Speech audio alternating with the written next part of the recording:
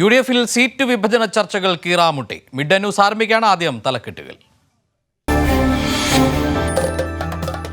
UDF-ൽ seat വിഭജന ചർച്ചകൾ കീറാമുട്ടി. കൂടുതൽ സീറ്റുകൾ ആവശ്യപ്പെട്ട് ജോസഫ് വിഭാഗം. വിട്ടുവീഴ്ചയില്ലാതെ ലീഗും MP-മാർ നിയമസഭാ തെരഞ്ഞെടുപ്പിൽ മത്സരിക്കേണ്ടെന്ന് TN പ്രതാപൻ. കോന്നിയിൽ അടൂർ പ്രകാശിന്റെ നോമിനിയെ വേണ്ടെന്ന് പോസ്റ്ററുകൾ. മുല്ലപ്പള്ളിക്കെതിരെ കണ്ണൂരിൽ പടയൊരുക്കം.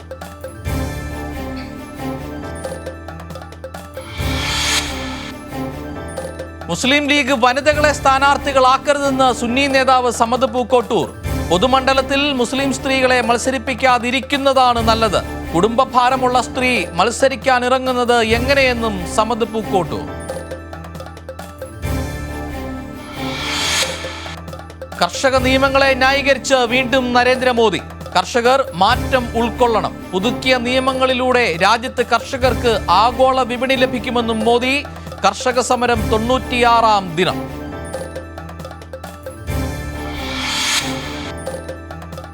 പാചകവാതക വില വീണ്ടും കൂട്ടി. ഗാർഹിക സിലിണ്ടറുകളുടെ വില ഒരാഴ്ചക്കിടെ 2 തവണ കൂട്ടിയത് 25 രൂപ വീതം. നിലവിലുള്ള ഭക്ഷ്യ സബ്സിഡി 1.5 ലക്ഷം കോടിയോളം വെട്ടിക്കുറയ്ക്കാൻ കേന്ദ്രം. സൗജന്യ റേഷൻ ഗുണഭോക്താക്കളിൽ 10 കോടി പേരെ ഒഴിവാക്കും.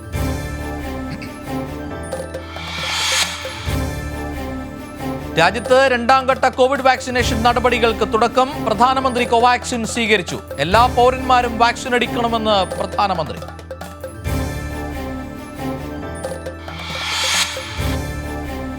ഗോൾഡൻ ഗ്ലോബ് പുരസ്കാരങ്ങൾ പ്രഖ്യാപിച്ചു. ചാഡ്വിക് ബോസ്മാൻ മികച്ച നടൻ. മികച്ച നടി റോസ്മുണ്ട് പൈക്ക്. ടെലിവിഷൻ വിഭാഗത്തിൽ ദി ക്രൗണിന് 4 പുരസ്കാരങ്ങൾ.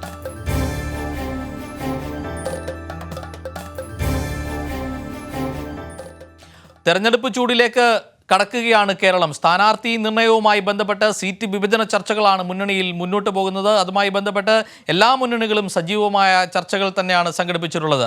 ഇതിനിടെ മുസ്ലിം ലീഗ് സ്ത്രീകളെ സ്ഥാനാർത്ഥിയാക്കരുതെന്ന് സമസ്തയുടെ ഭീഷണി ഉണ്ടായിരിക്കുന്നു. കുടുംബഭാരമുള്ള സ്ത്രീകളെ പൊതുരംഗത്തേക്ക് കൊണ്ടുവരാതിരിക്കുന്നതാണ് നല്ലത്. നേതാക്കൾ മറിച്ച് ചിന്തിച്ചാൽ അനന്തരഫലം കാത്തിരുന്ന് കാണാമെന്നും SYS സംസ്ഥാന സെക്രട്ടറി അബ്ദുൾ സമദ് പൂക്കോട്ടൂർ പറയുന്നു. എന്തായാലും ലീഗ് ഈ സമ്മർദ്ദത്തിന് വഴങ്ങുമോ എന്നാണ് കാത്തിരുന്ന് കാണേണ്ടത്. അബ്ദുൾ സമദിന്റെ വാക്കുകൾ കേൾക്കാം, റിപ്പോർട്ടിലേക്ക്. വനിതകൾക്ക് കൂടി സീറ്റ് നൽകുന്നത് സംബന്ധിച്ച് മുസ്ലിം ലീഗിൽ ചർച്ച തുടരുന്നതിനിടെയാണ് സമസ്തയുടെ ഭീഷണി. EK വിഭാഗം SYS സംസ്ഥാന സെക്രട്ടറി അബ്ദുൾ സമദ് പൂക്കോട്ടൂരാണ് താക്കീതുമായെത്തിയത്. ഒഴിച്ചുകൂടാനാവാത്ത സാഹചര്യങ്ങളിൽ സംവരണ സീറ്റുകളിൽ സ്ത്രീകൾ മത്സരിക്കുന്നതിനോട് സമസ്തയ്ക്ക് എതിർപ്പില്ല. എന്നാൽ പൊതു സീറ്റുകൾ സ്ത്രീകൾക്ക് നൽകിയാൽ അനന്തരഫലം കാത്തിരുന്ന് കാണാമെന്നും അബ്ദുസമദ് പൂക്കോട്ടൂർ പറഞ്ഞു. സംവരണ സീറ്റിലല്ലാതെ മത്സരിപ്പിക്കാതിരിക്കലാണ് നല്ലത്. പിന്നെ ഒരു രാഷ്ട്രീയ പാർട്ടി ആകുമ്പോൾ അതിൻ്റെ തീരുമാനങ്ങൾ അവരെടുത്ത് നടപ്പാക്കുമ്പോൾ അതിൻ്റെ അനന്തരഫലങ്ങൾ സ്വാഭാവികമായും നമുക്ക് കാത്തിരുന്ന് കാണാമെന്നല്ലാതെ അവിടെ ഒരു എതിർപ്പ് അല്ലെങ്കിൽ ഒരു സംഘടനം എന്നുള്ള രീതിയിലുള്ള ചർച്ചകളൊന്നും ഇപ്പോൾ കൊണ്ടുവരേണ്ടതില്ല. കുടുംബഭാരമുള്ള സ്ത്രീ മത്സരിക്കാനുറങ്ങുന്നത് ഏറെ ബുദ്ധിമുട്ടുള്ള കാര്യമാണ്. പൊതു സീറ്റുകൾ സ്ത്രീകൾക്ക് നൽകുന്നത് വീണ്ടും വീണ്ടും ആലോചിച്ച് തീരുമാനിക്കട്ടെ എന്നും പൂക്കോട്ടൂർ പറഞ്ഞു. സുഹറ മമ്പാട്, അഡ്വക്കേറ്റ് നൂർബിന റഷീദ്, ഫാത്തിമ തഹ്ലിയ എന്നിവരിൽ ആർക്കെങ്കിലും സീറ്റ് നൽകണമെന്നാണ് മുസ്ലിം ലീഗ് ആലോചിച്ചിരുന്നത്. എന്നാൽ സ്ത്രീകൾ ആശുപത്രിയിൽ പോകുന്നതിനോട് പോലും എതിരഭിപ്രായമുള്ള സമസ്തയുടെ നിലപാടുകൾക്ക് വഴങ്ങുന്നതിൽ നേതാക്കൾക്കിടയിലും ഭിന്നതയുണ്ട്. കൈരളി ന്യൂസ്, മലപ്പുറം.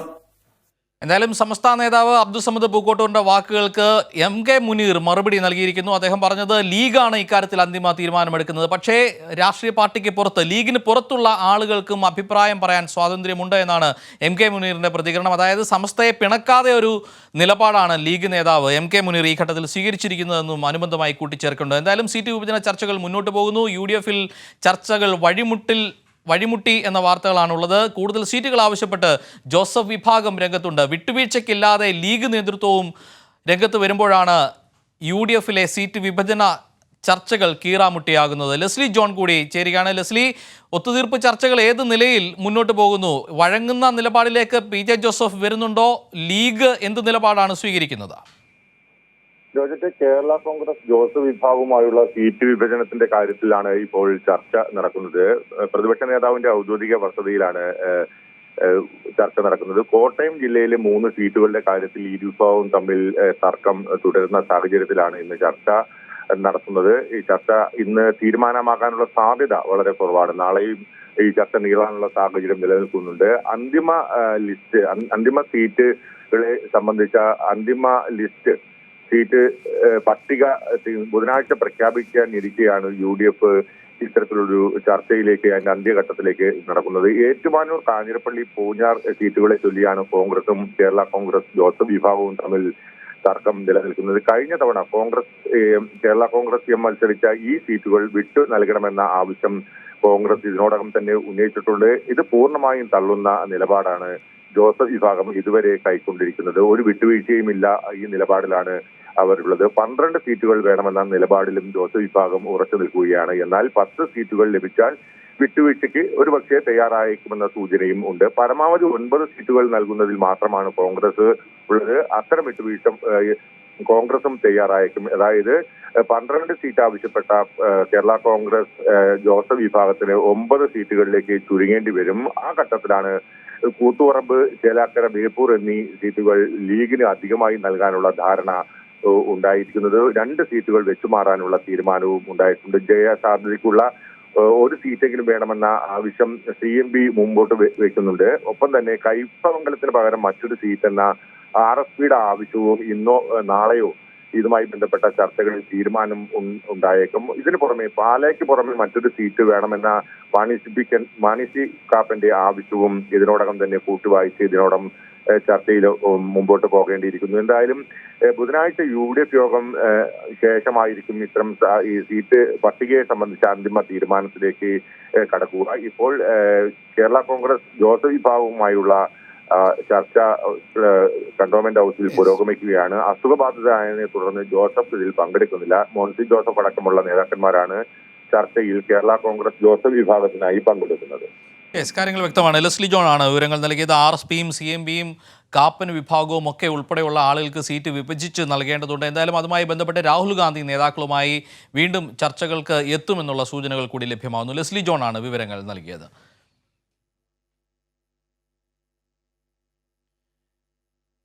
സെക്രട്ടേറിയറ്റിന് മുന്നിൽ സമരം അവസാനിപ്പിച്ച ലാസ്റ്റ് ഗ്രേഡ് ഉദ്യോഗാർത്ഥികൾ ഇപ്പോൾ DYFIയുമായി കൂടിക്കാഴ്ച നടത്തുകയാണ്. കൊച്ചിയിൽ നടക്കുന്ന കൂടിക്കാഴ്ചയിൽ നിന്ന് തത്സമയം.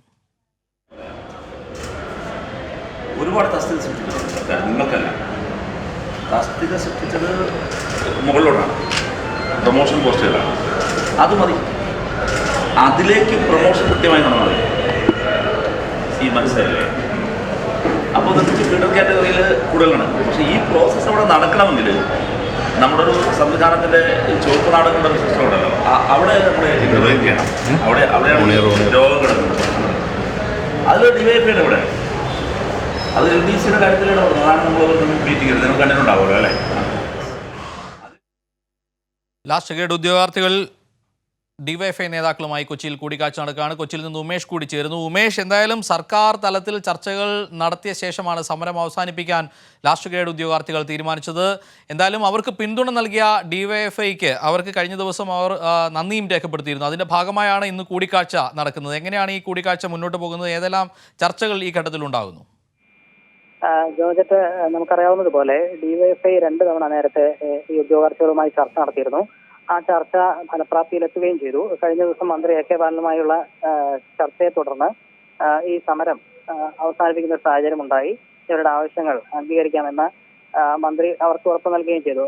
സാങ്കേതികമായ ചില പ്രശ്നങ്ങൾ, പ്രത്യേകിച്ച് തെരഞ്ഞെടുപ്പ് പെരുമാറ്റച്ചട്ടം നിലവിലുള്ളത് കൊണ്ടുള്ള ചില ബുദ്ധിമുട്ടുകൾ ഒഴിച്ചാൽ ബാക്കി അവർ ആവശ്യപ്പെടുന്ന കാര്യങ്ങളെല്ലാം അനുഭാവപൂർവ്വം പരിഗണിക്കാം എന്ന് മന്ത്രി ഉറപ്പ് നൽകുകയും ചെയ്തതിന്റെ അടിസ്ഥാനത്തിൽ ഇന്നലെ സമരം അവസാനിപ്പിച്ചിരുന്നു. ആ ഉദ്യോഗാർത്ഥികളാണ് LGS റാങ്ക് ലിസ്റ്റിലുള്ളവരാണ് ഇപ്പോൾ DYFI നേതാക്കളുമായി കൂടിക്കാഴ്ച നടത്തുന്നത്. ഇത്തരത്തിൽ അവർ നടത്തിയ ഇടപെടലിനെ അഭിനന്ദിക്കാൻ വേണ്ടിയാണ്, അല്ലെങ്കിൽ അവരോട് നന്ദി പറയാൻ വേണ്ടിയാണ് ഇപ്പോൾ ഈ ഉദ്യോഗാർത്ഥികൾ ഇവരുമായി DYFI നേതാക്കളുമായി കൂടിക്കാഴ്ച നടത്തുന്നത്. കഴിഞ്ഞ ദിവസം മന്ത്രി ചൂണ്ടിക്കാണിച്ച കാര്യങ്ങൾ തന്നെ ഈ DYFI നേതാക്കളും ഇവരോട് അറിയിക്കുന്നു. ചില സാങ്കേതികമായ ബുദ്ധിമുട്ടുകൾ ഉള്ളത് കൊണ്ട് മാത്രമാണ് ഇത്തരത്തിൽ റാങ്ക് ലിസ്റ്റിന്റെ കാലാവധി അവസാനിക്കുന്നതുമായി ബന്ധപ്പെട്ട ചില വിഷയങ്ങൾ, അതെല്ലാം തങ്ങളെ കൊണ്ട് കഴിയാവുന്നതല്ല. അത്തരത്തിലുള്ള കാര്യങ്ങളിൽ ഇടപെടാൻ കഴിയില്ല എന്നുള്ളത് നേരത്തെ തന്നെ വ്യക്തമാക്കിയിരുന്നതാണ്. എങ്കിലും സർക്കാരിന്റെ പരിമിതിക്കുള്ളിൽ നിന്നുകൊണ്ട് തന്നെ പരമാവധി നിയമനങ്ങൾ നടത്തിയ സംബന്ധിച്ച കാര്യങ്ങളെല്ലാം തന്നെ ഈ ഉദ്യോഗാർത്ഥികളെ ശ്രദ്ധയിൽപ്പെടുത്തിയിരുന്നു. അതുകൊണ്ട് തന്നെ അവരുടെ പ്രശ്നങ്ങൾ പരിഹരിക്കാനുള്ള നടപടികൾ യുവജന സംഘടന എന്നുള്ള നിലയിൽ എല്ലാ കാലത്തും അവർക്ക് പിന്തുണ ഉണ്ടാകും എന്ന് നേരത്തെ തന്നെ ഉറപ്പ് നൽകിയതാണ്. ഇപ്പോഴും ആ ഉറപ്പ് അവർ ആവർത്തിക്കുന്നു. അക്കാര്യങ്ങളിൽ അവർ തൃപ്തരുമാണ് എന്നുള്ളത് തന്നെയാണ് ഈ ഉദ്യോഗാർത്ഥികൾ ഇപ്പോൾ ഡിവൈഎഫ്ഐ നേതാക്കളെ അറിയിക്കുന്നത്. ഡിവൈഎഫ്ഐ സംസ്ഥാന സെക്രട്ടറി എ റഹീം, സംസ്ഥാന പ്രസിഡന്റ് എസ് സതീഷ് അടക്കമുള്ളവരാണ് ഇപ്പോൾ ഉദ്യോഗാർത്ഥികളുമായി കൂടിക്കാഴ്ച നടത്തുന്നത്. അല്പം മുമ്പ് ഈ എറണാകുളത്ത് തന്നെ, ഇവിടെ കൊച്ചിയിൽ തന്നെ വിദ്യാർത്ഥി യുവജന പ്രസ്ഥാനങ്ങളുടെ ഒരു കൺവെൻഷൻ അല്പം മുമ്പ് ഇവിടെ നടന്നിരുന്നു. CITയും ഉൾപ്പെടെ സംയുക്തമായാണ് ഈ സമരം കൺവെൻഷൻ നടന്നത്. ഈ കൺവെൻഷന് ശേഷമാണ് ഇപ്പോൾ ഈ ഉദ്യോഗാർത്ഥികളുമായി ഡിവൈഎഫ്ഐ നേതാക്കൾ ഇപ്പോൾ കൂടിക്കാഴ്ച നടത്തുന്നത്. കൂടിക്കാഴ്ച പുരോഗമിക്കുകയാണ്. ഉമേഷ്, ഒരു ഘട്ടത്തിൽ ഉദ്യോഗാർത്ഥികളെ തെറ്റിദ്ധരിപ്പിക്കാനുള്ള ശ്രമങ്ങളൊക്കെ നടന്നിരുന്നു. അതിനപ്പുറത്തേക്ക് സർക്കാർ നീട്ടാൻ പറ്റുന്ന കാലാവധി, നീട്ടിക്കൊടുക്കാൻ കഴിയുന്ന റാങ്ക് ലിസ്റ്റുകളുടെ കാലാവധി നീട്ടിയിരുന്നു. മാത്രമല്ല, മുൻകൂർ വേക്കൻസികൾ മുന്നിൽ കണ്ട് അതിനുവേണ്ടിയുള്ള അഡ്വൈസ് മെമ്മോ ഒക്കെ അയച്ചിരുന്നു. ഇപ്പോൾ CPO വിഭാഗത്തിലുള്ളവർ അവിടെ സമരം തുടരുന്ന ഒരു പശ്ചാത്തലം കൂടിയുണ്ട്. എന്തായാലും ഈ തെറ്റിദ്ധരിപ്പിക്കാനുള്ള ശ്രമങ്ങൾ ഉൾപ്പെടെയുള്ള രാഷ്ട്രീയ കാരണങ്ങളും ഈ ഉദ്യോഗാർത്ഥികളുടെ ആവശ്യങ്ങൾ സർക്കാർ തലത്തിൽ അവതരിപ്പിച്ചത് നേരത്തെ DYFI ഒക്കെ ആയി കൂടിക്കാഴ്ച നടത്തിയ ശേഷമാണ് അത്തരം കാര്യങ്ങളിലേക്ക് സർക്കാർ തല ചർച്ചകളിലേക്കൊക്കെ പോയത്. അത്തരം കാര്യങ്ങളിൽ സർക്കാർ നൽകിയ ഉറപ്പ് ഒരിക്കൽ കൂടി ആധികാരികമാക്കിയാണോ ഉദ്യോഗാർത്ഥികൾ? തീർച്ചയായും സർക്കാർ നൽകിയ ഉറപ്പിൽ അവർക്ക് വിശ്വാസമുണ്ട് എന്നുള്ളത് തന്നെയാണ്. അതുകൊണ്ട് തന്നെയാണ് യുവജന സംഘടനകൾ ഉൾപ്പെടെ നടത്തിയ ഈ ഇടപെടലിൽ അവർ നന്ദി അറിയിക്കാൻ ഇപ്പോൾ നേരിട്ടെത്തിയതും ആ ഒരു പശ്ചാത്തലത്തിൽ തന്നെയാണ്. കഴിഞ്ഞ ദിവസം തന്നെ അവർ അക്കാര്യം വ്യക്തമാക്കിയാണ്. സർക്കാരിൽ വിശ്വാസമുണ്ട് എന്ന് തന്നെയാണ് ഈ റാങ്ക് ഹോൾഡർമാർ ഇന്നലെ സമരം അവസാനിപ്പിച്ചുകൊണ്ട് പറഞ്ഞത്. കാരണം ഉദ്യോഗാർത്ഥികളുടെ ആവശ്യം പരിഗണിച്ച് ഒട്ടേറെ നടപടികൾ സർക്കാരിന്റെ ഭാഗത്തുനിന്ന് ഉണ്ടായിരുന്നു. പ്രത്യേകിച്ച് റാങ്ക് പട്ടികയുടെ കാലാവധി 6 മാസം നീട്ടി എല്ലാ വകുപ്പുകളിലെയും ഒഴിവ് അതിവേഗം റിപ്പോർട്ട് ചെയ്യാൻ മന്ത്രിസഭാ യോഗം തീരുമാനിക്കുകയും ചെയ്തു. ഇതിനായി ചീഫ് സെക്രട്ടറിയുടെ നേതൃത്വത്തിൽ സമിതിയും രൂപീകരിച്ചിട്ടുണ്ട്. തുടർന്നും സമരം മുന്നോട്ട് പോയ പശ്ചാത്തലത്തിലാണ് കഴിഞ്ഞ ദിവസം മന്ത്രി AK ശോഭനമായി നേരിട്ട് ഉദ്യോഗാർത്ഥികൾ ചർച്ച നടത്തിയത്. കൃത്യമായി വരുന്ന ഒഴിവുകൾ അപ്പോൾ PSCക്ക് റിപ്പോർട്ട് ചെയ്യാവുന്ന നടപടികൾ സ്വീകരിക്കാമെന്ന് മന്ത്രി ഉറപ്പു നൽകുകയും ചെയ്തു. ഈ പശ്ചാത്തലത്തിലാണ് ഉദ്യോഗാർത്ഥികൾ ആ ചർച്ചയിൽ തൃപ്തി രേഖപ്പെടുത്തിക്കൊണ്ട് ഇന്നലെ സമരം അവസാനിപ്പിച്ചത്. അതിൽ ഡിവൈഎഫ്ഐയുടെ പങ്കും വളരെ പ്രധാനപ്പെട്ടതായിരുന്നു. അതുകൊണ്ട് തന്നെയാണ് ആ സന്തോഷം അറിയിക്കാനായി ഇപ്പോൾ നേരിട്ട് ഡിവൈഎഫ്ഐ നേതാക്കളുമായി ഉദ്യോഗാർത്ഥികൾ ഇപ്പോൾ കൂടിക്കാഴ്ച നടത്തുന്നത്. വ്യക്തമാണ്. LGS ഭാരവാഹികൾ ഡിവൈഎഫ്ഐ നേതാക്കളുമായി കൊച്ചിയിൽ കൂടിക്കാഴ്ച നടക്കുകയാണ്. ഡിവൈഎഫ്ഐ സംസ്ഥാന പ്രസിഡന്റ് സതീഷ്, സെക്രട്ടറി A റഹീം ഉൾപ്പെടെയുള്ള നേതാക്കളും ഈ കൂടിക്കാഴ്ചയിൽ പങ്കെടുക്കുന്നുണ്ട്. മറ്റു വാർത്തകളിലേക്ക്. KPCC അധ്യക്ഷൻ മുല്ലപ്പള്ളി കണ്ണൂരിൽ മത്സരിക്കാൻ എത്തുന്നതിനെ ചൊല്ലി K സുധാകരനും DCC അധ്യക്ഷൻ സതീശൻ പാച്ചേനിയും തമ്മിൽ ഇടയുന്നു. KPCC അധ്യക്ഷ സ്ഥാനം ലഭിക്കുമെന്നായതോടെ K സുധാകരൻ പാച്ചേനിയെ കൈവിടുകയായിരുന്നു. കണ്ണൂരിന് പകരം മറ്റൊരു സീറ്റ് നൽകി പാച്ചേനിയെ അനുനയിപ്പിക്കാനുള്ള ശ്രമങ്ങളാണ് കണ്ണൂർ കോൺഗ്രസിൽ ഇപ്പോഴുള്ളത്. കഴിഞ്ഞ 5 വർഷമായി കണ്ണൂർ നിയമസഭാ സീറ്റ് സ്വപ്നം കണ്ട് നടക്കുന്നയാളാണ് സതീശൻ പാച്ചേനി. കണ്ണൂർ പാച്ചേനിക്ക് തന്നെയെന്ന് K സുധാകരൻ നേരത്തെ ഉറപ്പ് നൽകിയിരുന്നു. എന്നാൽ KPCC അധ്യക്ഷ സ്ഥാനം കയ്യിൽ വരുമെന്നായപ്പോൾ സുധാകരൻ പാച്ചേനിയെ കൈവിട്ടു. മുല്ലപ്പള്ളി രാമചന്ദ്രൻ കണ്ണൂരിലെത്തുമ്പോൾ സുധാകരന് അധ്യക്ഷ സ്ഥാനം എന്ന ഫോർമുലയാണ് പാച്ചേനിക്ക് വിനയായത്. കണ്ണൂർ സീറ്റ് നഷ്ടപ്പെടും എന്നായതോടെ സുധാകരനുമായി ഇടഞ്ഞിരിക്കുകയാണ് പാച്ചേനി. മുല്ലപ്പള്ളി എത്തുന്നതിലുള്ള അമർഷം പാച്ചേനി പരസ്യമായി തന്നെ പ്രകടിപ്പിച്ചു കഴിഞ്ഞു. കണ്ണൂരിന് പകരം മറ്റൊരു സീറ്റ് പാച്ചേനിക്ക് നൽകി അനുനയിപ്പിക്കാനാണ് ശ്രമം.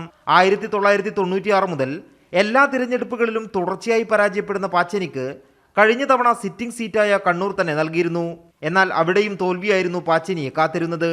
ഇത്തവണ കണ്ണൂരിൽ വിജയപ്രതീക്ഷയിൽ മത്സരിക്കാൻ തയ്യാറെടുത്തിരിക്കുന്ന പാച്ചേനിക്ക് അപ്രതീക്ഷിത ആഘാതമാണ് മുല്ലപ്പള്ളിയിൽ നിന്നും സുധാകരനിൽ നിന്നും നേരിടേണ്ടി വന്നത്. കൈരളി ന്യൂസ്, കണ്ണൂർ. UDFിലെ സീറ്റ് നിർണയ ചർച്ചകൾ വഴിമുട്ടിയിരിക്കുകയാണ്. PJ ജോസഫ് വിഭാഗവുമായി UDF നേതാക്കൾ ഇന്ന് ചർച്ച നടത്തിയിരുന്നു. ആ ചർച്ച അലസിപ്പിരിഞ്ഞു എന്ന വാർത്തകളാണ് ഈ ഘട്ടത്തിൽ വരുന്നത്. തീരുമാനമാകാതെ പിരിഞ്ഞിരിക്കുന്നു. വരും ദിവസങ്ങളും കൂടുതൽ ചർച്ചകൾക്ക് വഴി തുറന്നുകൊണ്ടാണ് ഇപ്പോൾ ഈ തീരുമാനമാകാതെ ചർച്ച പിരിഞ്ഞിരിക്കുന്നത്. ലെസ്ലി ജോൺ വിവരങ്ങളുമായി തത്സമയം ചേർന്നു. ലെസ്ലി, ഇന്ന് രാവിലെ മുതൽ ചർച്ചയുണ്ടായിരുന്നു. വിട്ടുവീഴ്ചയ്ക്ക് തയ്യാറല്ല എന്ന് PJ ജോസഫ് അറിയിക്കുകയും ചെയ്തു. 13 സീറ്റാണ് ഏറ്റവും മിനിമം അദ്ദേഹം ആവശ്യപ്പെട്ടിരിക്കുന്നത്. എന്നാൽ 9 സീറ്റ് എന്ന നിലപാടിൽ കോൺഗ്രസും നിൽക്കുന്ന ഒരു സാഹചര്യത്തിലാണ് ചർച്ചകൾ മുന്നോട്ട് പോയത്. എന്നാൽ വിട്ടുവീഴ്ചയ്ക്ക് തയ്യാറാകാത്തതോടെ ഒരു തീരുമാനത്തിലെത്താൻ കഴിയാതെയാണോ ഇന്നത്തെ ചർച്ചകൾ പിരിഞ്ഞത്? തീർച്ചയായും ഇരു വിഭാഗവും കടുത്ത നിലപാട് സ്വീകരിച്ച സാഹചര്യത്തിലാണ് ഇന്നത്തെ യോഗം അലസിപ്പിരിഞ്ഞത്. മോൻസ് ജോസഫ് അടക്കമുള്ള കേരള കോൺഗ്രസ് ജോസഫ് വിഭാഗത്തിൻ്റെ നേതാക്കളുമായി പല ഘട്ടങ്ങളിലായി പല നേതാക്കൾ ഇതുമായി ബന്ധപ്പെട്ട ചർച്ചകളിൽ ഇന്ന് ഏർപ്പെട്ടിരുന്നു. എന്നാൽ 12 സീറ്റ് എന്ന അവകാശവാദം അതിൽ നിന്നും പിന്നോട്ട് പോകേണ്ടതില്ല എന്ന നിലപാടിൽ തന്നെയാണ് അവർ നിലനിർത്തി ചർച്ചയിലെ ഭാഗമായി മുൻപോട്ട് കൊണ്ടുപോയത്. ഇതിൽ നിന്നും വ്യത്യസ്തമായി കോൺഗ്രസും യാതൊരു തരത്തിലുള്ള വിട്ടുവീഴ്ചയും ചെയ്യാൻ കഴിയില്ല എന്ന നിലപാട് സ്വീകരിച്ചു. 95 സീറ്റുകളിൽ മത്സരിക്കണമെന്നുള്ളത് AICC നിർദ്ദേശമാണ്. ആ സാഹചര്യം നിലനിൽക്കുന്നതുകൊണ്ട് ഇത്തവണ ജോസഫ് ഈ 3 സീറ്റിൽ നിന്നും പിന്മാറണം എന്നുള്ള കാര്യമാണ് പറഞ്ഞിരിക്കുന്നത്. ഏറ്റുമാനൂർ, കാഞ്ഞിരപ്പള്ളി, പൂഞ്ഞാർ എന്നീ മണ്ഡലങ്ങളിലെ കോൺഗ്രസ് സ്ഥാനാർത്ഥികൾ മത്സരിപ്പിക്കാനുള്ള തീരുമാനം സംസ്ഥാന കോൺഗ്രസ് KPCC ഇതിനോടകം കൈക്കൊണ്ടിട്ടുണ്ട്.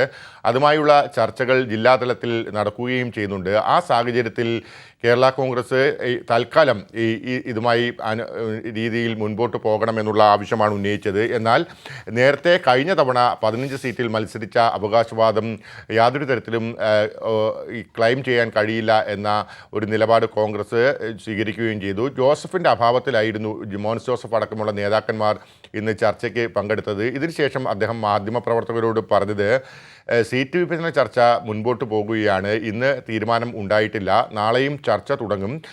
ഇന്നത്തെ ചർച്ചയുടെ വിശദാംശങ്ങൾ തൊടുപുഴയിൽ ചികിത്സയിൽ കഴിയുന്ന ജോസഫിനെ അറിയിക്കും.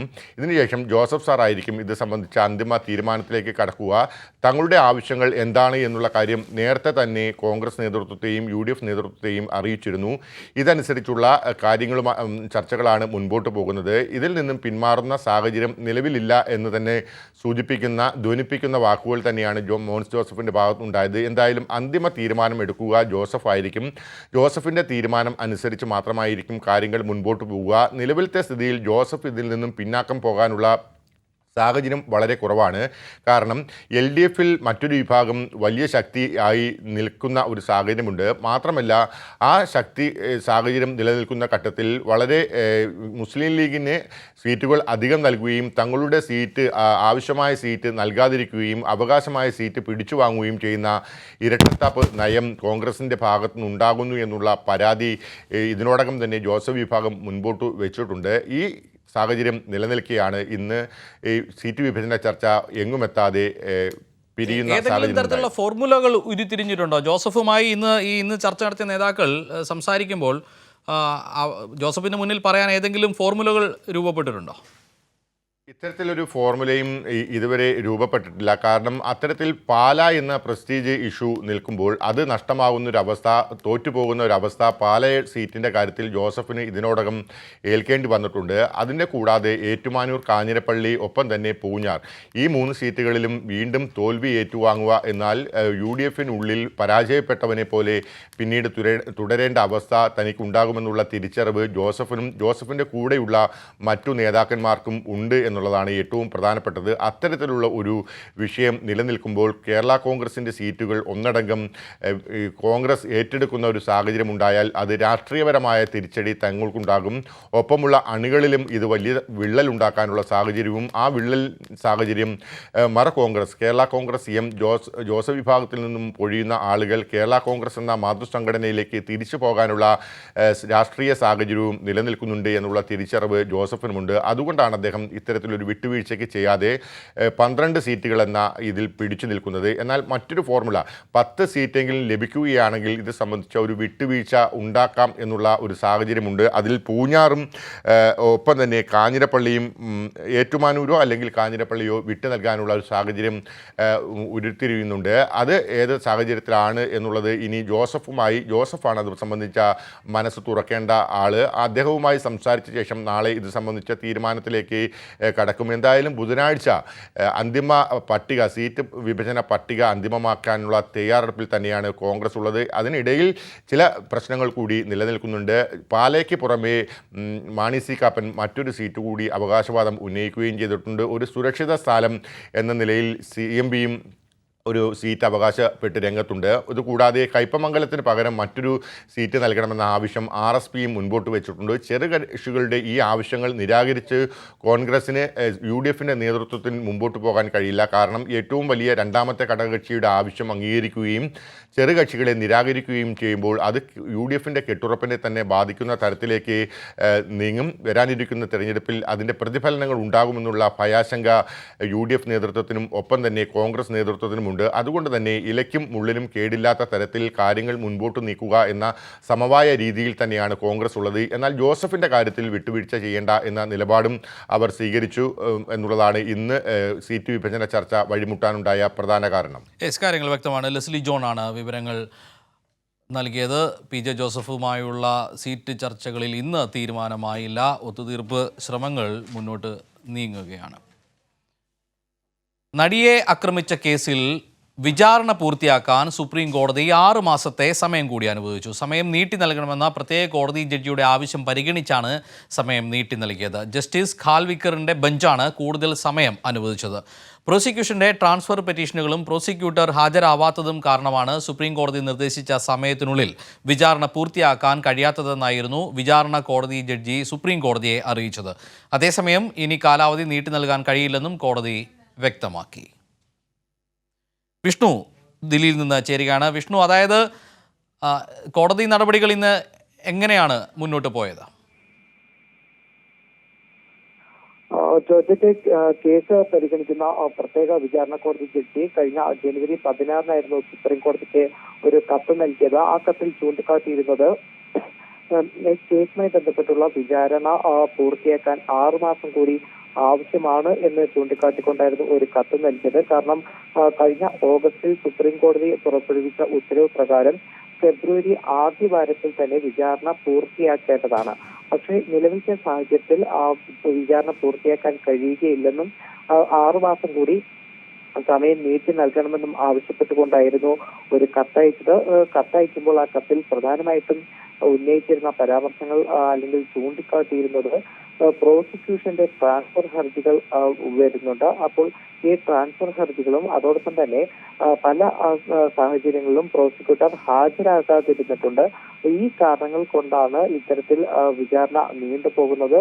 അതോടൊപ്പം കൊറോണയുടെ സാഹചര്യമുണ്ട്. അതുകൊണ്ടൊക്കെ തന്നെ 6 മാസം കൂടി നീട്ടി നൽകണം എന്നൊരു ആവശ്യം തന്നെയായിരുന്നു ജഡ്ജി, പ്രത്യേക കോടതി ജഡ്ജി വിഷ്ണുവാണ് ദില്ലിയിൽ നിന്ന് വിവരങ്ങൾ നൽകിയത്. എന്തായാലും LSG ഉദ്യോഗാർത്ഥികൾ DYFI നേതാക്കളുമായി കൂടിക്കാഴ്ച നടത്തിയ ശേഷം യഥാർത്ഥത്തിൽ സർക്കാരിൻ്റെ ഉത്തരവുകൾ വേഗത്തിൽ നടപ്പിലാക്കാൻ ആവശ്യമായ ഒരു ഇടപെടൽ ആവശ്യമുണ്ട്. ആ ഇടപെടൽ DYFI അതിൻ്റെ ഉത്തരവാദിത്വമായി ഏറ്റെടുക്കുകയാണ്. അത് ഇക്കാര്യത്തിൽ മാത്രമല്ല, വിവിധ റാങ്ക് ലിസ്റ്റുകളുടെ കാര്യത്തിൽ എഫക്റ്റീവായി നമ്മുടെ സർക്കാർ മെക്കാനിസത്തെ ഉപയോഗപ്പെടുത്താൻ, ചുവപ്പ് നാടകളില്ലാതെ കാര്യങ്ങൾ വേഗതയിൽ നടത്താൻ DYFI ജാഗ്രത പുലർത്തും. അതിന് സർക്കാർ സർവീസിൽ പ്രവർത്തിച്ചു കൊണ്ടിരിക്കുന്ന വിവിധ സംഘടനകളുണ്ട്. അവരുടെ എല്ലാം സഹായം തേടും. അവരെല്ലാം വളരെ ക്രിയാത്മകമായിട്ടാണ് ഇക്കാര്യത്തിൽ DYFIയോട് സഹകരിക്കുന്നത്. ഇതിനു മുമ്പ് തന്നെ LDC റാങ്ക് ലിസ്റ്റുമായി ബന്ധപ്പെട്ട വിഷയത്തിൽ നിയമനങ്ങൾ ത്വരിതപ്പെടുത്താൻ, പ്രമോഷൻ നടപടികൾ വേഗതയിലാക്കാൻ, ഇത്തരം കാര്യങ്ങളിലൊക്കെ തന്നെ അവരുടെ സഹായം ലഭിക്കുന്നുണ്ട്.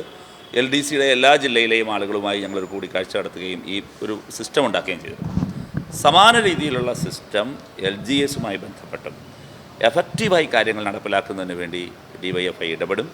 അതിൻ്റെ ഭാഗമായി 4-ാം തീയതി തിരുവനന്തപുരത്ത് വെച്ച് ഇത് സംബന്ധിച്ചൊരു മീറ്റിംഗ്, ബന്ധപ്പെട്ടവരുമായി സംബന്ധിച്ച മീറ്റിംഗ് റാങ്ക് ഹോൾഡേഴ്സ് പ്രതിനിധികളും ഞങ്ങളുമെല്ലാം ചേർന്ന് നടത്താനും ഉദ്ദേശിക്കുന്നുണ്ട്. ഇന്നലെ തന്നെ സമരം അവസാനിക്കുന്നതിന് മുമ്പും സമരം അവസാനിച്ചതിന് ശേഷവും അവരുമായി നടത്തിയ വർത്തമാനത്തിൽ ഇക്കാര്യം ഞങ്ങൾ കൺവേ ചെയ്തിരുന്നു. ഇന്നിപ്പോൾ ഇവരോട് നമ്മളത് സംസാരിച്ചു. അതുകൊണ്ട് പരമാവധി ഉദ്യോഗാർത്ഥികൾക്ക് ഈ ലിസ്റ്റിൽ നിന്ന് നിയമനം ലഭിക്കുന്നതിനാവശ്യമായ ക്രിയാത്മകമായ ഇടപെടൽ DYFI നടത്തും. ഈ തിരഞ്ഞെടുപ്പ് പ്രഖ്യാപന സാഹചര്യത്തിൽ ഇത്രയൊരു ചർച്ച നടത്തിയത് ഒരു ഇലക്ഷൻ ഗിമ്മിക്കാണെന്നും ഇതിനകത്തൊരു ആത്മാർത്ഥതയില്ല, അങ്ങനെയാണെങ്കിൽ നേരത്തെ പരിഹരിക്കാവുന്ന പ്രശ്നമായിരുന്നു പ്രതിപക്ഷ പാർട്ടികൾ. പ്രതിപക്ഷത്തിൻ്റെ ദുഷ്ട മനസ്സാണത്. അവർ ഉന്നയിച്ച ആരോപണത്തിലേക്ക് ആദ്യം വരാം. ഇത് 3 ഘട്ട ചർച്ച നടന്നിരുന്നു. എല്ലായ്പ്പോഴും ഒരു സമരം ഒരൊറ്റ ചർച്ചയിൽ തന്നെ തീർന്നുകൊള്ളണമെന്നില്ല. അന്ന് കൊടുത്ത കാര്യങ്ങളുടെ തുടർച്ച തന്നെയാണ് ഇന്ന് സംഭവിച്ചത്. പുതുതായിട്ട് സർക്കാർ ഒന്നും കൊടുത്തിട്ടില്ല. രണ്ടാമത് ഉദ്യോഗസ്ഥലത്തിലൊരു ചർച്ച നടന്നു. ഉദ്യോഗസ്ഥലത്തിലുള്ള ചർച്ചയിലും കുറേ ക്ലാരിറ്റിയുടെ പ്രശ്നമുണ്ടായിരുന്നു. പുതുതായി ചില വാഗ്ദാനങ്ങൾ, പുതിയ കാര്യങ്ങൾ ഈ ചർച്ചയുടെ ഭാഗമായി ലാസ്റ്റ് ഫേസിൽ ഇന്നലത്തെ ചർച്ചയിൽ ഉണ്ടായിട്ടുമുണ്ട്. അതിന് പ്രതിപക്ഷത്തിൻ്റെ അനുമതിയല്ലല്ലോ വേണ്ടത്, ഇലക്ഷൻ കമ്മീഷൻ്റെ അനുമതിയല്ലേ. അത് ഇലക്ഷൻ കമ്മീഷൻ അനുവദിച്ചാൽ പിന്നെ ഇവർക്കെന്താ പ്രശ്നം? അതിൻ്റെ അർത്ഥം എന്താണ്? ഈ പ്രശ്നം തിരഞ്ഞെടുപ്പ് ദിവസം വരെ നീട്ടിക്കൊണ്ടു പോകാനുള്ള ദുഷ്ടമനസ്സായിരുന്നു. ആ കുബുദ്ധിക്കേറ്റ പ്രഹരത്തിന് അവർക്ക് അതിൻ്റെ ജാള്യത മറച്ചു വയ്ക്കാനാണ് അവരിത് പറയുന്നത്. ഞാൻ നേരത്തെ പറഞ്ഞു, ഇവരെല്ലാവരും വളരെ സമാധാനപരമായി അവിടെ സമരം ചെയ്തവരാണ്. ഇവരോടൊന്നും ഒരിക്കലും സർക്കാരോ ഡിവൈഎഫ്ഐയോ ആരും ശത്രുത പുലർത്തിയിരുന്നില്ല. കേരളത്തിൻ്റെ പൊതുമനസ്സ് ഇവർക്കൊപ്പമായിരുന്നു. പക്ഷേ എന്തായിരുന്നു ഈ സാഹചര്യത്തെ മുതലെടുക്കാൻ വേണ്ടി കോൺഗ്രസ് നടത്തിയ ശ്രമം? ഇവരാരെങ്കിലും പോലീസിന് കല്ലെറിഞ്ഞോ? ഇവരാരെങ്കിലും അക്രമം നടത്തിയോ? കലാപമുണ്ടാക്കിയത് കോൺഗ്രസ് ആയിരുന്നില്ലേ? ഇവർ അവരുടെ തൊഴിലിന് വേണ്ടി സമരം ചെയ്തു, അവർ വോട്ടിന് വേണ്ടി സമരം ചെയ്തു. ഇത് തിരിച്ചറിയാനുള്ള ശേഷി കേരളത്തിലെ പ്രബുദ്ധ ജനങ്ങൾക്കുണ്ട്. അപ്പോൾ യഥാർത്ഥത്തിൽ ഇപ്പോൾ ജാള്യതയാണ് അവർക്ക്. അവരവിടെ വന്നാലും വന്നില്ലെങ്കിലും, കാരണം അവരവിടെ നിരാഹാരം ആരംഭിക്കുന്നതിന് മുമ്പാണ് ഇതിൻ്റെ ആദ്യഘട്ട ചർച്ച 13-ാം തീയതി രാത്രി നടക്കുന്നത്. അപ്പോൾ യഥാർത്ഥത്തിൽ അതിൻ്റെ തുടർച്ചയിലാണ് മറ്റു 2 ചർച്ചകൾ വരുന്നത്. വളരെ തുടർച്ചയിൽ നടക്കുന്ന കാര്യങ്ങളാണ് ബാക്കിയെല്ലാം. അപ്പോൾ വളരെ ജനാധിപത്യപരമായ രീതിയിൽ ഒരു പ്രോസസ്സ് നടന്നുകൊണ്ടിരിക്കുമ്പോൾ ഉടനെ കയറി വന്ന് പറഞ്ഞാൽ ഏതാണ്ട് ഒരു സതീശൻ കഞ്ഞിക്കുടി ലൈനിൽ വന്ന് മുതലെടുപ്പിന് വേണ്ടി ശ്രമിക്കുക എന്ന് പറയുന്നത്, ഇതൊക്കെ പഴയ കാലത്തെ രാഷ്ട്രീയമാണ്. ഇത് അന്നൊക്കെ ഇതിനൊക്കെ ഒരുപക്ഷെ കൈയടിക്കിട്ടും ജനങ്ങൾ, ഇതൊക്കെ അതല്ലല്ലോ. ജനം ഇതെല്ലാം കാണുകയല്ലേ. അപ്പോൾ യഥാർത്ഥത്തിൽ അവർ ജാള്യത മറച്ചു വെച്ച് ഇനി എങ്ങനെ എഴുന്നേറ്റിൽ പോകും എന്നെല്ലാം ഉള്ളത് കൊണ്ടുള്ള പ്രശ്നമാണ്. അവരുടെ രാഷ്ട്രീയ ദുഷ്ടമനസ്സിൻ്റെ പ്രശ്നമാണ്, അല്ലാതെ മറ്റൊന്നുമില്ല.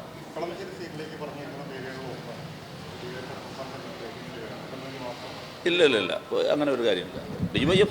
ഡിവൈഎഫ്ഐ സംസ്ഥാന സെക്രട്ടറി എന്നുള്ള നിലയിൽ ഡിവൈഎഫ്ഐ എവിടെയും മത്സരിക്കാൻ വേണ്ടിയിട്ട് തീരുമാനിക്കുന്ന സംഘടനയല്ല. നിയമസഭാ തെരഞ്ഞെടുപ്പിൽ എംപിമാർ മത്സരിക്കുന്നതിനെതിരെ TN പ്രതാപൻ 5 വർഷത്തേക്ക് ജനങ്ങൾ ഏൽപ്പിച്ച ഉത്തരവാദിത്തമാണ് MP സ്ഥാനം. രാജ്യസഭാ അംഗങ്ങൾ ആയിരുന്നവരെയും മത്സരിപ്പിക്കരുത്. തെരഞ്ഞെടുപ്പിൽ സ്ഥാനാർത്ഥികളെ വിജയിപ്പിക്കുന്നതിനായിരിക്കണം എംപിമാരുടെ മുൻഗണനയെന്നും TN പ്രതാപൻ. സണ്ണി ജോസഫ് കൂടുതൽ വിവരങ്ങളുമായി ചേരുകയാണ്. സണ്ണി, ഹൈക്കമാൻഡിന് അയച്ച കത്തിലാണ് TN പ്രതാപൻ ഇക്കാര്യം ആവശ്യപ്പെട്ടിരിക്കുന്നത്. കത്തിൽ എന്തെല്ലാം കാര്യങ്ങളാണ് സൂചിപ്പിച്ചിട്ടുള്ളത്? TN പ്രതാപൻ ഹൈക്കമാൻഡിന് അയച്ച കത്തിന്റെ വിശദാംശങ്ങൾ മാധ്യമപ്രവർത്തകരുമായി ഷെയർ ചെയ്യാൻ തയ്യാറായിട്ടില്ല. എന്നാൽ അദ്ദേഹം പറഞ്ഞത് എംപിമാർ താൻ എന്തായാലും മത്സര രംഗത്തേക്കില്ല. താൻ തൃശ്ശൂരിൽ 5 വർഷത്തേക്ക് ജനങ്ങൾ തിരഞ്ഞെടുത്ത പാർലമെന്റ് അംഗമാണ്. തന്നെ പോലെ തന്നെ മറ്റ് എംപിമാരെ അങ്ങനെ തിരഞ്ഞെടുത്തതാണ്. പ്രത്യേകിച്ച് കോൺഗ്രസ് വളരെ വീക്കായ ഒരു കാലഘട്ടമാണ് പാർലമെന്റിൽ. കേരളത്തിൽ നിന്ന് 19 MP UDF എംപിമാർ എത്തിയിരിക്കുന്നു. അതിൽ 2 മുസ്ലിം ലീഗ് അംഗങ്ങൾ ഉൾപ്പെടെ BJPക്കെതിരായ ശക്തമായ പ്രതിരോധം തീർക്കേണ്ട ഈ സമയത്ത് ജയിച്ചു വന്ന എംപിമാർ മത്സരിച്ച് വീണ്ടും തെരഞ്ഞെടുപ്പിന് സാഹചര്യം ഒരുക്കുന്നതൊക്കെ ശരിയല്ല. ജനങ്ങൾ അത് അംഗീകരിക്കില്ല. മാത്രമല്ല, കോൺഗ്രസിൽ ധാരാളം അവസരം ലഭിക്കാതെ പോയ ആളുകളുണ്ട്. അവർക്കായിരിക്കണം മുൻഗണന. ജയസാധ്യതയുള്ളവരെ മാനദണ്ഡങ്ങളുടെ അടിസ്ഥാനത്തിൽ തിരഞ്ഞെടുക്കണം. ആ നിലയിൽ ഒരു തീരുമാനം കോൺഗ്രസ് ഹൈക്കമാൻഡിന്റെ ഭാഗത്തുനിന്ന് ഉണ്ടാകും എന്ന് തന്നെയാണ് അദ്ദേഹത്തിന്റെ പ്രതീക്ഷ. മാത്രമല്ല, കോൺഗ്രസിലെ ഒരു വിഭാഗത്തിന്റെ പിന്തുണ ഈ നീക്കത്തിന് പിന്നിലുണ്ട്. സ്ഥിരമായി മത്സരിക്കുന്നവരെ ഒഴിവാക്കുന്നതിനും അതുപോലെ പാർലമെന്റിലേക്ക് മത്സരിച്ച് വിജയിച്ചവരെ വീണ്ടും മത്സരിച്ച് മറ്റുള്ളവരുടെ അവസരങ്ങൾ നഷ്ടപ്പെടുത്തുന്നതിനെതിരായി കോൺഗ്രസിനകത്ത് ഒരു വിഭാഗം ശ്രമം നടത്തുന്നുണ്ട്. ആ നീക്കത്തിന്റെ പിന്നിൽ അതിന്റെ മുന്നിൽ നിൽക്കുകയാണ് TN പ്രതാപൻ. ഇക്കാര്യം ആവശ്യപ്പെട്ട് താൻ ഹൈക്കമാൻഡിന് കത്തെഴുതിയെന്ന് അദ്ദേഹം സണ്ണി ജോസഫ്, ഇത് തെരഞ്ഞെടുപ്പിനോട് ഈ ഭരണഘടനയോടുള്ള വെല്ലുവിളിയൊക്കെയാണ്. എംപിമാർ വീണ്ടും രാജിവെച്ച് നിയമസഭയിലേക്ക് മത്സരിക്കുക എന്നുള്ള ഒരു നിലപാടിലേക്ക് പോകുമ്പോൾ ജനങ്ങളെ വഞ്ചിക്കുന്ന ഒരു നിലപാടിലാണ് കാര്യങ്ങൾ പോകുന്നത്. പക്ഷേ കുഞ്ഞാലിക്കുട്ടി അടക്കമുള്ള ആളുകൾ രാജിവെച്ച് ഇവിടെ മത്സരിക്കാൻ തയ്യാറാകുന്ന ഒരു ഘട്ടത്തിലാണ് ചില കോൺഗ്രസ് എംപിമാരും അതേ ആഗ്രഹം പ്രകടിപ്പിക്കുന്നത്. ഹൈക്കമാൻഡ് ആ തീരുമാനത്തിന് അനുകൂലമാവുമോ? വിജയസാധ്യത നോക്കിയാണ് കാര്യങ്ങളെങ്കിൽ അത്തരം ചില വിട്ടുവീഴ്ചകൾ കൂടി അനിവാര്യമല്ലേ? പ്രതാപൻ പറഞ്ഞതിന്റെ രാഷ്ട്രീയ പിന്നാമ്പുറം ഏത് നിലയിലാണ് വായിച്ചെടുക്കാൻ കഴിയുക? പ്രതാപൻ സൂചിപ്പിച്ചത് കോൺഗ്രസ് ഹൈക്കമാൻഡിൽ തന്നെ AICC ജനറൽ സെക്രട്ടറി കേരളത്തിന്റെ ചുമതലക്കാരനായ താരിഖ് അൻവർ ഇക്കാര്യം പരസ്യമായി തന്നെ പറഞ്ഞിട്ടുള്ളതാണ്. നേരത്തെ കുഞ്ഞാലിക്കുട്ടി മത്സരത്തിൽ താല്പര്യം പ്രകടിപ്പിച്ച് അദ്ദേഹം രാജിവെക്കുന്നതിന് മുമ്പ് മുന്നോട്ട് വന്നപ്പോൾ അതിനെ തള്ളിപ്പറഞ്ഞ ഒരാളാണ് താരിഖ് അൻവർ. അങ്ങനെയുള്ളൊരു നിലപാടാണ് ഹൈക്കമാൻഡിൽ ശക്തമായിട്ടുള്ളത്. ഇപ്പോൾ പരോക്ഷമായി കുഞ്ഞാലിക്കുട്ടിക്കെതിരായിട്ടുള്ള ഒരു അഭിപ്രായം കൂടിയാണ് TN പ്രതാപൻ പ്രകടിപ്പിച്ചത്. ആ കുഞ്ഞാലിക്കുട്ടിക്ക് പിന്നാലെ പലർക്കും സംസ്ഥാനത്ത് UDF അധികാരത്തിൽ വരുന്ന ഒരു സാഹചര്യം ഉണ്ടായാൽ മന്ത്രിയാവണമെന്ന് ആഗ്രഹമുണ്ട്. അങ്ങനെയുള്ള മുതിർന്ന എംപിമാരാണ് ഈ പലരും രാജിവെച്ച് മത്സരിക്കണമെന്ന സമ്മർദ്ദം ഹൈക്കമാൻഡ് ചെലുത്തിക്കൊണ്ടിരിക്കുന്നത്. പക്ഷെ അന്തിമമായ തീരുമാനം ഇതുവരെ ഹൈക്കമാൻഡിന്റെ ഭാഗത്തുനിന്ന് ഉണ്ടായിട്ടില്ല. മാത്രമല്ല, കോൺഗ്രസിലെ പല മുതിർന്നവർ 40, 45, 50 വർഷം വരെ പിന്നിട്ട MLA-മാരുണ്ട്. അവരൊക്കെ മത്സരിക്കുന്നുണ്ട്. അവരുടെയൊന്നും പേരുകൾ പരോക്ഷമായി പ്രത്യക്ഷമായി എടുത്തു പറഞ്ഞില്ലെങ്കിലും ഇത്തരം ആളുകൾ, വളരെ മുതിർന്ന നേതാക്കൾ മാറി നിൽക്കണം. യുവജനങ്ങൾക്കും വനിതകൾക്കും അതോടൊപ്പം തന്നെ പൊതുമുഖങ്ങൾക്കും അവസരം നൽകണം. തെരഞ്ഞെടുപ്പിൽ മത്സരിക്കുന്ന സ്ഥാനാർത്ഥികളെ തെരഞ്ഞെടുക്കുന്ന രീതിയിൽ ഒരു മാനദണ്ഡമുണ്ടാകണം. ഇങ്ങനെയുള്ള നിർദ്ദേശങ്ങളാണ് അദ്ദേഹം മുന്നോട്ട് വെക്കുന്നത്. എന്തായാലും കോൺഗ്രസ് ഹൈക്കമാൻഡ് MP-മാർ രാജിവെക്കുന്നതിനോടുള്ള വിയോജിപ്പ് പ്രകടിപ്പിച്ചിട്ടുണ്ട്. ആ നിലയിൽ തന്റെ നിലപാടിനുള്ള അംഗീകാരമായി ഇത് മാറ്റിയെടുക്കുക എന്നുള്ളൊരു തന്ത്രവും TN പ്രതാപന്റെ ഈ നീക്കത്തിന് പിന്നിലുണ്ട്. താൻ കൂടി ആവശ്യപ്പെട്ട പ്രകാരമാണ് ഹൈക്കമാൻഡ് ഇങ്ങനെ ഒരു നിലപാടെടുത്തതെന്ന് വരുത്തി തീർക്കുക എന്ന ശ്രമവും പ്രതാപൻ പലപ്പോഴും പ്രതാപൻ ഇത്തരം പല കത്തുകൾ എഴുതുകയും പല വിവാദ പ്രസ്താവനകൾ നടത്തുകയും കോൺഗ്രസിൽ ഒറ്റപ്പെട്ട നിലപാടുകൾ സ്വീകരിക്കുകയും ചെയ്യുന്ന ഒരാളാണ്. അദ്ദേഹത്തിന്റെ ആ നിലപാടിന്റെ തുടർച്ചയായി മാത്രമേ ഇതിനെ കാണേണ്ടതുള്ളൂ. ജോർജറ്റ്, കാര്യങ്ങൾ വ്യക്തമാണ്. സണ്ണി ജോസഫാണ് വിവരങ്ങൾ നൽകിയത്. തിരുവനന്തപുരത്ത് നടന്ന LGS റാങ്ക് ഹോൾഡേഴ്സിന്റെ സമരം ഒത്തുതീർപ്പാക്കുന്നതിൽ ക്രിയാത്മകമായ പങ്കുവഹിച്ച DYFIക്ക് നന്ദി പറഞ്ഞ് LGS ഭാരവാഹികൾ. DYFI ഭാരവാഹികളുമായി LGS ഉദ്യോഗാർത്ഥികൾ കൊച്ചിയിൽ കൂടിക്കാഴ്ച നടത്തി. DYFI സംസ്ഥാന secretary A. Rahim, president S. Satheesh തുടങ്ങിയവർ ചർച്ചയിൽ പങ്കെടുത്തു. ഉമേഷ് ചേരിക്കാണ് വിവരങ്ങളുമായി. ഉമേഷ്, അതായത് ഉദ്യോഗാർത്ഥികളുടെ ആവശ്യങ്ങളിൽ സർക്കാർ ഉത്തരവ് അനുസരിച്ച് അത് വേഗത്തിലാക്കാനുള്ള ഇടപെടൽ ഉണ്ടാകുമെന്ന് DYFI ഇന്ന് നടന്ന ചർച്ചയിലും ഉറപ്പ് കൊടുത്തിട്ടുണ്ട്. ഏത് നിലയിലാണ് കൂടിക്കാഴ്ച മുന്നോട്ട് പോയത്? ഏത് തരത്തിലുള്ള ധാരണകളാണ് ഉണ്ടായത്? ജോർജറ്റ്, ഏതാനും ദിവസങ്ങളിലായി നടന്നു വന്ന സമരം, LSG റാങ്ക് ഹോൾഡേഴ്സിന്റെ സമരം കഴിഞ്ഞ ദിവസം അവസാനിച്ചിരുന്നു. മന്ത്രി AK ബാലനുമായി നടത്തിയ കൂടിക്കാഴ്ചയെ തുടർന്നാണ് ഈ സമരം അവസാനിച്ചത്.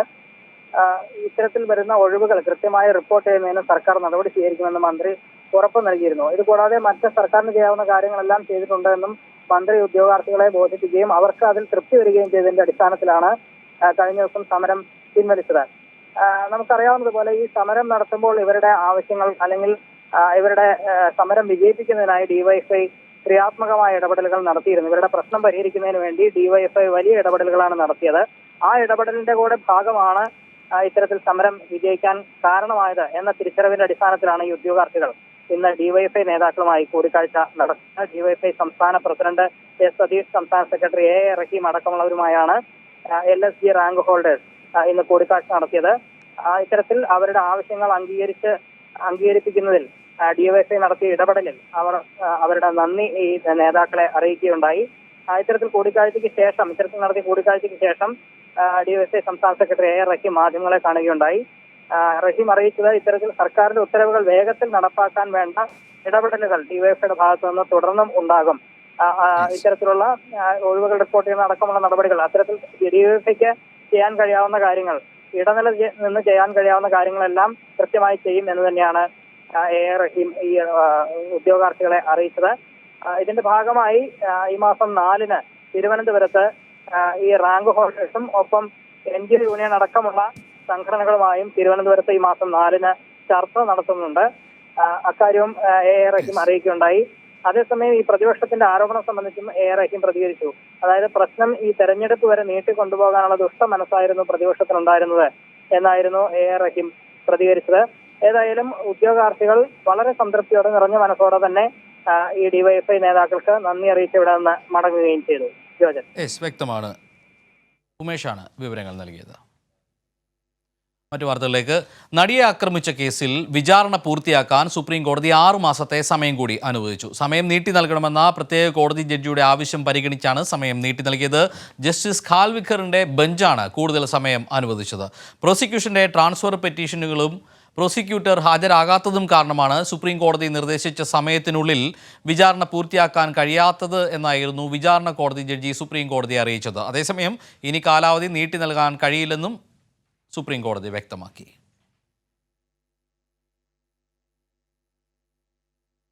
സൗജന്യ നിരക്കിൽ റേഷൻ വാങ്ങുന്ന 10 കോടിയോളം ആളുകളെ പട്ടികയിൽ നിന്ന് പുറത്താക്കാൻ കേന്ദ്ര സർക്കാരിൻ്റെ തീരുമാനം. ഭക്ഷ്യ സബ്സിഡിയിൽ 500,000 കോടിയോളം വെട്ടിക്കുറയ്ക്കാൻ വേണ്ടിയാണ് കേന്ദ്ര സർക്കാരിൻ്റെ ജനദ്രോഹ നടപടി. ഗ്രാമങ്ങളിൽ 60%-നും നഗരങ്ങളിൽ 40%-നും മാത്രമായി റേഷൻ ചുരുക്കണമെന്ന് വകുപ്പുകൾക്കയച്ച മാർഗരേഖയിൽ നീതി ആയോഗ് നിർദ്ദേശിച്ചു. ഭക്ഷ്യസുരക്ഷ അട്ടിമറിക്കുന്ന നീക്കത്തിനെതിരെ രാജ്യവ്യാപകമായി പ്രതിഷേധമുയരുകയാണ്.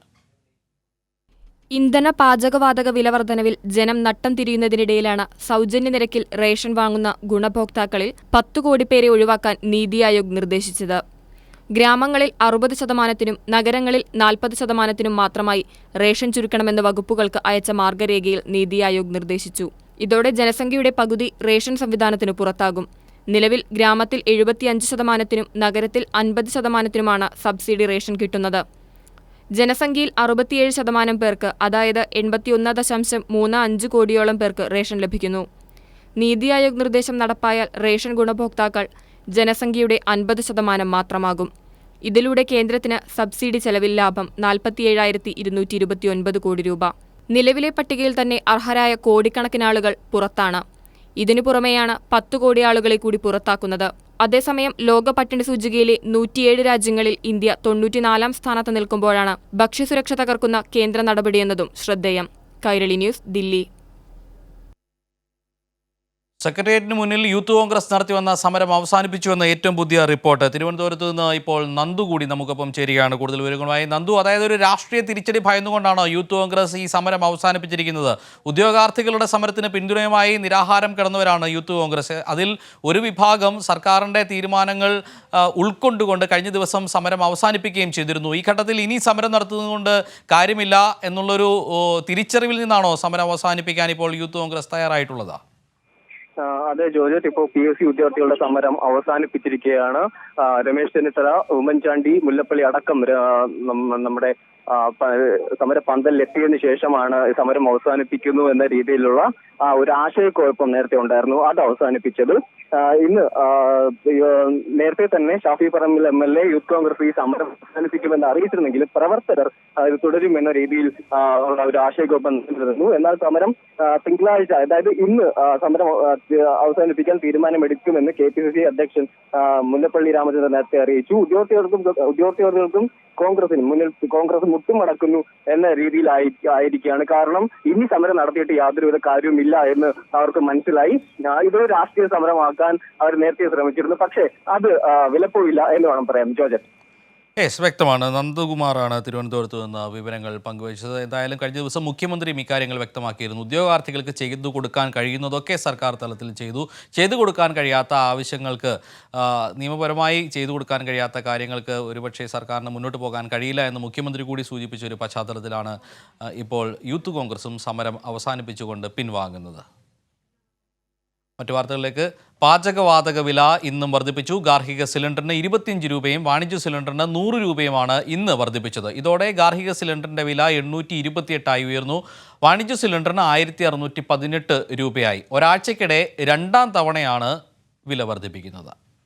കഴിഞ്ഞ 30 ദിവസത്തിനിടെ 4ാം തവണയാണ് പാചകവാതക വില വർദ്ധിപ്പിക്കുന്നത്. ഗാർഹിക സിലിണ്ടറിന് 25 രൂപയും വാണിജ്യ സിലിണ്ടറിന് 100 രൂപയുമാണ് ഇന്ന് വർദ്ധിപ്പിച്ചത്. ഇതോടെ ഗാർഹിക സിലിണ്ടറിന് 828 രൂപയും വാണിജ്യ സിലിണ്ടറിന് 1618 രൂപയുമായി. ഒരാഴ്ചക്കിടെ 2ാം തവണയാണ് വില കൂട്ടുന്നത്. പെട്രോൾ, ഡീസൽ വില കൂട്ടിയതോടെ പൊറുതിമുട്ടിയ ജനത്തിന് ഇരട്ടടിയായാണ് പാചകവാതക വിലയും കൂട്ടിയത്. പാചകവാതക സിലിണ്ടറിന് 2 മാസത്തിനുള്ളിൽ 200 രൂപയാണ് കേന്ദ്രം കൂട്ടിയത്. പാചകവാതകത്തിന്റെ കൂടിയ വിലയ്ക്കുള്ള ഒറ്റമാസ റെക്കോർഡും മോദി സർക്കാരിനാണ്. കഴിഞ്ഞ 5 ദിവസത്തിനുള്ളിൽ 50 രൂപയാണ് പാചകവാതകത്തിന് മാത്രം കൂട്ടിയത്. നേരത്തെ നൽകിയിരുന്ന സബ്സിഡി കഴിഞ്ഞ ഏപ്രിലോടുകൂടി നിർത്തലാക്കിയതോടെ പാചകവാതകത്തിന് മാത്രം കൂടുതൽ തുക കണ്ടെത്തേണ്ട അവസ്ഥയിലാണ് ജനങ്ങൾ. അതേസമയം രാജ്യത്ത് പെട്രോൾ, ഡീസൽ വില ഏറ്റവും ഉയർന്ന നിരക്കിലാണ്. ഇന്ധനവില വർധനവിൽ പ്രതിഷേധിച്ച് നാളെ രാജ്യവ്യാപകമായി വാഹന പണിമുടക്ക് നടത്തുന്നുണ്ട്. News desk, Kairali news. പ്രധാനമന്ത്രി നരേന്ദ്രമോദി കോവിഡ് വാക്സിൻ സ്വീകരിച്ചു. കോവിഡ് വാക്സിൻ ഡ്രൈവ് 2ാം ഘട്ട വിതരണത്തിൽ എയിംസിൽ നിന്നാണ് മോദി വാക്സിൻ സ്വീകരിച്ചത്. രാജ്യത്തെ ആരോഗ്യ പ്രവർത്തകർക്കും ശാസ്ത്രജ്ഞർക്കും മോദി നന്ദി അറിയിച്ചു. എല്ലാ പൗരന്മാരും കോവാക്സിൻ സ്വീകരിക്കണമെന്ന് മോദി പറഞ്ഞു. cowin.gov.in എന്ന സൈറ്റ് മുഖേനയും ആരോഗ്യ സേതു ആപ്പ് വഴിയുമാണ് മുതിർന്ന പൗരന്മാരും 45 കഴിഞ്ഞ മറ്റ് അസുഖങ്ങളുള്ളവരും വാക്സിനേഷനായി രജിസ്റ്റർ ചെയ്യുന്നത്. ആദ്യ മണിക്കൂറുകളിൽ തന്നെ രജിസ്റ്റർ ചെയ്ത ഭൂരിഭാഗം പേർക്കും വാക്സിൻ എടുക്കാൻ സാധിച്ചു. തൊട്ടടുത്തുള്ള കേന്ദ്രങ്ങൾ തിരഞ്ഞെടുക്കാം എന്നതാണ് വാക്സിനേഷൻ എളുപ്പത്തിലാക്കിയത്. കൊണ്ടുവന്നെടുത്തു. പെയിൻലെസ് ആണ്, ഭയങ്കര കംഫർട്ടബിൾ, ഒരു വേദനയും ഇല്ല, അല്ലാതെ പ്രശ്നമില്ല. കോവിഡ് വരാതെ ഇഞ്ചക്ഷൻ എടുക്കണം. നമ്മൾ പ്രായം ചെന്നവർ ആദ്യം എടുത്ത് കാണിച്ചു കൊടുക്കണം, എന്നിട്ടല്ലേ ചെറുപ്പക്കാരും കൂടെ ഈ രംഗത്ത് വരേണ്ടത്. അതിലേക്ക് വേണ്ടിയുള്ള ഒരു ആദ്യപടി എന്നുള്ള രീതിയിൽ ഞാൻ ഇവിടെ വന്ന് നിൽക്കുകയാണ്. ഓരോ കേന്ദ്രങ്ങളിൽ നേരിട്ടെത്തി രജിസ്റ്റർ ചെയ്യുന്നതിനും സംവിധാനമുണ്ട്. എന്നാൽ രജിസ്റ്റർ ചെയ്ത് എത്തുകയാണെങ്കിൽ കാലതാമസം ഒഴിവാക്കാൻ സാധിക്കും. DMO doctor KS Shinu. മുഴുവൻ ആൾക്കാരും ആദ്യ ദിവസം തന്നെ ഇഞ്ചക്ഷൻ എടുക്കാൻ ശ്രമിച്ചതിൻ്റെ ഫലമായി ഒരു കുറച്ച് തിരക്കുണ്ട്. കുറച്ച് മണിക്കൂറുകൾക്കകം ഈ പോർട്ടൽ സെറ്റിലാവുകയും നമ്മുടെ ഇവിടെ തിരക്ക് നിയന്ത്രിക്കാൻ പറ്റും തന്നെയാണ് എനിക്ക് തോന്നുന്നത്. അതെ എക്സാക്ട്ലി. ഇത് ഈ പ്രോസസ്സ് വീട്ടിൽ നിന്ന് ചെയ്തിട്ട് മൊബൈൽ ആപ്പിൽ ചെയ്തിട്ട് വന്നാൽ ഈ സമയം ലാഭിക്കാൻ പറ്റും. വെയിറ്റിംഗ് ഒഴിവാക്കി കിട്ടും. ഇതിപ്പോൾ അവർക്ക് മുൻഗണനയൊന്നുമില്ല. ഓൾറെഡി രജിസ്റ്റർ ചെയ്യുന്നവരുടെ പുറകിലാണ് ഇവർ നിൽക്കേണ്ടത്. അത് മാറിക്കിട്ടും. മറ്റത് വന്നു കഴിഞ്ഞാൽ രജിസ്ട്രേഷൻ മാത്രമാകുമ്പോൾ നമുക്ക് ഈസി ആവും. 4 ലക്ഷം കോവിഷീൽഡ് വാക്സിനുകളാണ് രണ്ടാം ഘട്ട വാക്സിനേഷനായി സംസ്ഥാനത്ത് എത്തിച്ചിട്ടുള്ളത്. സ്വകാര്യ ആശുപത്രികളെ കൂടി ഉൾപ്പെടുത്തിയതിനാൽ രണ്ടാം ഘട്ടത്തിൽ വാക്സിനേഷൻ കേന്ദ്രങ്ങളുടെ എണ്ണവും വർദ്ധിച്ചിട്ടുണ്ട്. Kairali news, Thiruvananthapuram. Covid vaccination second drive സംസ്ഥാനത്തും പുരോഗമിക്കുന്നു. ഷീജയാണ് റിപ്പോർട്ട് ചെയ്തത്. കാർഷിക നിയമങ്ങളെ ന്യായീകരിച്ച് വീണ്ടും പ്രധാനമന്ത്രി. കർഷക മാറ്റങ്ങൾ ഉൾക്കൊള്ളണമെന്ന് പ്രധാനമന്ത്രി. ആഗോള വിപണിയിൽ രാജ്യത്തെ കാർഷിക മേഖല വികസിപ്പിക്കാനാണ് പുതുക്കിയ കാർഷിക നിയമങ്ങളെന്നും മോദിയുടെ ന്യായീകരണം. പുതുക്കിയ നിയമങ്ങളിലൂടെ രാജ്യത്തെ കർഷകർക്ക് ആഗോള വിപണികൾ ലഭിക്കുമെന്നും പ്രധാനമന്ത്രി പറഞ്ഞു. സർക്കാർ ने इस बार एग्रीकल्चर क्रेडिट टारगेट को बढ़ाकर 16,50,000 करोड़ रुपया कर दिया है। साथियों, अगर हम अपने डेयरी सेक्टर को ही देखें तो आज वो इतना मजबूत इसलिए है क्योंकि इतने दशकों में उसने प्रोसेसिंग का बहुत विस्तार किया है। आज हमें एग्रीकल्चर के हर सेक्टर में, हर खाद्यान्न, हर सब्जी, फल, फिशरीज सभी में प्रोसेसिंग पर सबसे ज्यादा फोकस करना है। किसानों को अपने गांव के पास ही स्टोरेज की आधुनिक सुविधा मिले, खेत से प्रोसेसिंग यूनिट तक पहुंचने की व्यवस्था सुधारनी ही होगी। प्रोसेसिंग यूनिट की hand holding farmer producer organisations मिलकर के करें।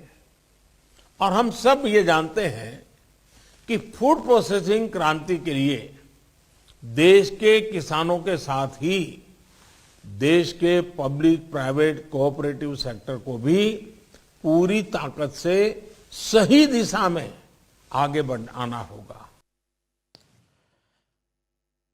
എന്തായാലും കർഷകരുടെ ആവശ്യങ്ങൾ കേന്ദ്രം അംഗീകരിക്കുന്ന നിലപാടുകൾ ഇല്ല എന്ന് തന്നെയാണ് മോദിയുടെ വാക്കുകൾ സൂചിപ്പിക്കുന്നത്. കാർഷിക നിയമങ്ങൾ പിൻവലിക്കണമെന്ന് ആവശ്യപ്പെട്ടുകൊണ്ടിരിക്കുന്ന കർഷക സമരം 96-ാം ദിവസമാണ് ഇന്ന്. ഉത്തരേന്ത്യയിൽ കർഷക മഹാപഞ്ചായത്തുകൾ കൂടുതൽ ശക്തമാകുന്ന ഒരു സാഹചര്യം കൂടിയുണ്ട്. കർഷക സമരത്തിൻ്റെ യാഥാർത്ഥ്യങ്ങൾ ജനങ്ങൾക്ക് മുന്നിലെത്തിക്കാൻ ഭാരതീയ കിസാൻ യൂണിയൻ നേതാവ് രാകേഷ് തികായത്ത് വരും ദിവസങ്ങളിൽ 5 സംസ്ഥാനങ്ങൾ സന്ദർശിക്കും. കർഷകരുമായി എപ്പോൾ വേണമെങ്കിലും ചർച്ചകൾക്ക് തയ്യാറാണെന്ന് ആവർത്തിക്കുന്ന പ്രധാനമന്ത്രി ചർച്ചയ്ക്ക് വേണ്ടി മുൻകൈ എടുക്കുന്നില്ല എന്നും കർഷക നേതാക്കളുടെ വിമർശനം.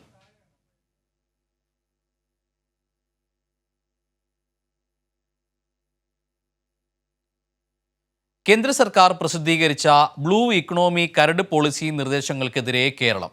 ഇന്ത്യൻ ഭരണഘടന അനുസരിച്ച് കടലിലെ മത്സ്യബന്ധനം സംസ്ഥാനങ്ങളുടെ അധികാര പരിധിയിൽ വരുന്ന വിഷയമാണെന്നിരിക്കെ കേന്ദ്ര സർക്കാർ ഭരണഘടന വിഭാവനം ചെയ്യുന്ന ഫെഡറൽ സംവിധാനത്തിന് വിരുദ്ധമായാണ് കരടുമായി മുന്നോട്ട് പോകുന്നതെന്നാണ് കേരളം പറയുന്നത്. കരട് പോളിസി പിൻവലിക്കണമെന്നും കേരളത്തിന്റെ ആവശ്യം.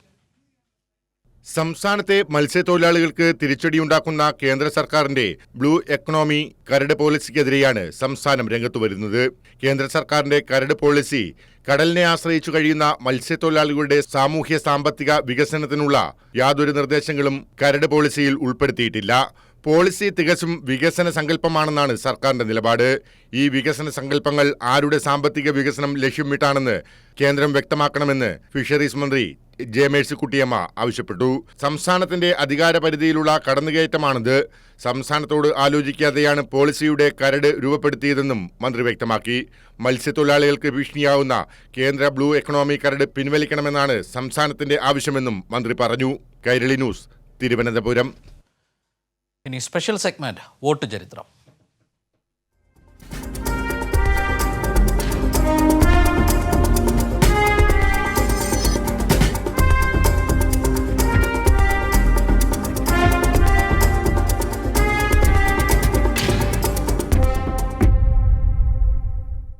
കേരള നിയമസഭ 1957 രൂപീകരിക്കപ്പെട്ടെങ്കിലും 5 വർഷം കാലാവധി തികയ്ക്കുന്ന ആദ്യത്തെ സ്പീക്കറെ കാണാൻ 2001 വരെ കാത്തിരിക്കേണ്ടി വന്നു.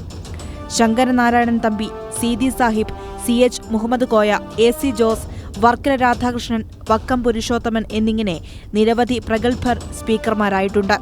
എന്നാൽ അവർക്കാർക്കും 5 വർഷം സ്പീക്കർ കസേരയിൽ ഇരിക്കാനായില്ല. 5 വർഷം കാലാവധി തികയ്ക്കുന്ന ആദ്യത്തെ സ്പീക്കർ M. വിജയകുമാറാണ്. 1996 സ്പീക്കറായ വിജയകുമാർ 2001 ആ നിയമസഭയുടെ കാലാവധി തീരും വരെ സ്പീക്കറായി. കേരള നിയമസഭയിൽ 5 വർഷം കാലാവധി തികച്ച 3 സ്പീക്കർമാരേയുള്ളൂ.